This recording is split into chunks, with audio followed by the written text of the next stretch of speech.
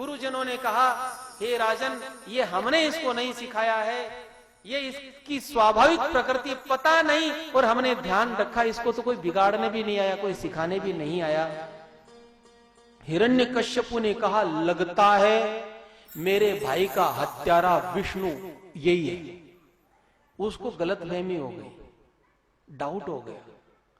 अरे उसने उस दौरान 12 रूप लेकर मेरे भाई को मारा था, और अब वो ही विष्णु मेरे बेटे के रूप में आ गया, बाहर ले जाकर मार दो इसको, गर्दन काटो इसकी। तो सैनिक लोग बाहर ले गए, बाहर ले जाकर के उस पर तलवार का प्रहार किया, लेकिन उमरे ही नहीं। फिर उसको बाण मारे, लेकिन प्रहलाद को लगे ही ना। आकर के सैनिकों ने कहा कि वो तो मर ही नहीं रहा। अब तो हिरण्यकश्यपु ने पक्का पता कर लिया, अरे यही मायावी विष्णु है, हथियारों से ही नहीं मर रहा, दूसरे तरीके अपनाओ। तो हाथी के पांव के नीचे कुचलवाया, नहीं मरा। जहरीले सांपों से डसवा दिया, नहीं मरा। पहाड़ से गिरा दिया, नहीं मरा। जहर खिला दिया, नहीं मरा। पानी में पटक दिया, नहीं मरा। दुनिया में मारने के जितने तौर तरीके होते हैं हिरण्यकश्यपु ने सारे अपना कर देख लिए, लेकिन प्रहलाद का कोई कुछ बिगाड़ नहीं पाया। हिरण्यकश्यपु दिन रात एक ही चिंता में व्यस्त रहा कि मैं अपने इस बेटे को मारूं तो कैसे मारूं, उसको यही चिंता रात दिन। एक दिन उसकी बहन आई, होलिका। ये इस पृथ्वी की पहली फायर प्रूफ लेडीज थी, यानी जो आग में ना जले, ऐसा इसको वरदान था ना। उसने आकर के कहा, भैया डोंट वरी, वी आर 3, तू है, मैं हूं और ये है, मेरे होते हुए तू चिंता मत कर, इसको मैं मारूंगी। अरे बहना तू कैसे मारेगी? अरे भैया तुझे पता नहीं, मैं फायर प्रूफ लेडी हूं, मैं आग में जलती नहीं हूं, मैं चिता तैयार करके इसको लेकर के बैठ जाऊंगी तो मेरा तो कुछ बिगड़ेगा नहीं, ये जल जाएगा। हाँ बहना यही कर, और यही किया गया। नगर के बीच चौराहे पर सबको दिखा करके ये काम किया ताकि फिर कोई विष्णु का नाम लेने की हिम्मत ना करे। नगर के बीचों बीच एक बड़ा पहाड़ सरी का लकड़ी का ढेर बनाया गया और उसके ऊपर उस बालक को लेकर के होलिका विराजमान हुई। लोग हाहाकार कर उठे, अरे अब ये बचेगा नहीं, इसको भगवान की का भजन करने से क्या मिला क्या मिला। आग लगा दी लकड़ियों को, जलने लगी लकड़ियां, आसमान को लपटें छूने लगी, दोनों दिखाई देना बंद हो गए। उन लपटों में लोग हाहाकार कर उठे, अरे एक भक्त उठ गया दुनिया से, क्या मिला उसको।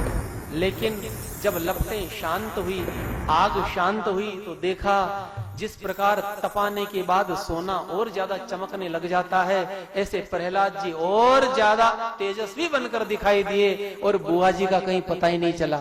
ओ जय सिया राम, हरिओम तत्सत। जलमरी, जो भक्त को जलाने की कोशिश करता है उसको कोई नहीं बचा सकता। जब होलिका जल गई तब तो हिरण्यकश्यप बहुत ज्यादा व्याकुल हो गया, अरे मेरी बहन भी यही विष्णु है, इसको मेरी आंखों से दूर करो। तो गुरुजन लेकर के चले गए।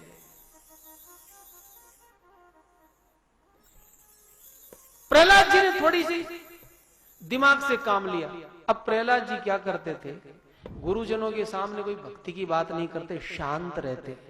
तो गुरुजनों ने भी सोचा कि लगता है अब ये ठीक हो गया है, अब ये कोई ज्ञान भक्ति की बात नहीं करता, तो थोड़ा सा प्रहलाद जी को उन्होंने ढीला छोड़ दिया, अब नजर रखनी कम कर दी। एक दिन क्या हुआ, ये दोनों गुरुजन आश्रम से बाहर चले गए किसी काम से, और प्रहलाद जी को मौका मिल गया। प्रहलाद जी ने सोचा ये जो मेरे मित्र लोग हैं, राक्षस बालक है, कम से कम मैं इनका तो भला कर दूं।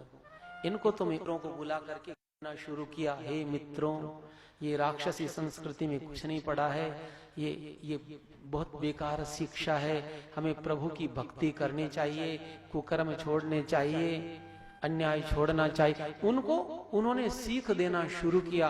तो छोटे बालक थे, हृदय शुद्ध था, उन्होंने प्रहलाद जी की बात मान ली। लेकिन फिर एक प्रहलाद जी, आप बातें तो बड़ी अच्छी अच्छी बता रहे, लेकिन अभी हमारी उम्र क्या है, ये भक्ति वगैरह बाद में कर लेंगे, बुढ़ापे में, अभी करनी जरूरी है क्या? ये एक ही तो सवाल खटकता है सबके मन में आज भी, अभी जरूरत क्या है, बाद में कर लेंगे।